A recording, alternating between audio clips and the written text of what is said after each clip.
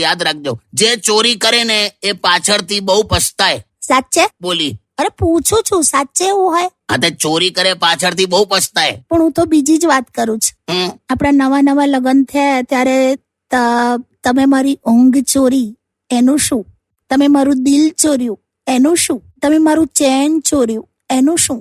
એ જ કઉ છું ને, જે ચોરી કરે પાછળથી બહુ પછતાય.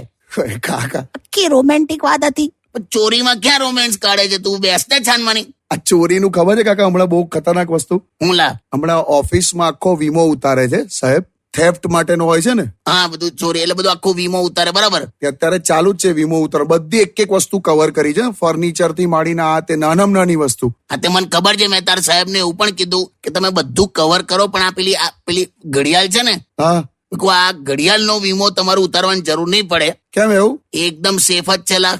આખા સ્ટાફની નજર એના ઉપર જ હોય છે.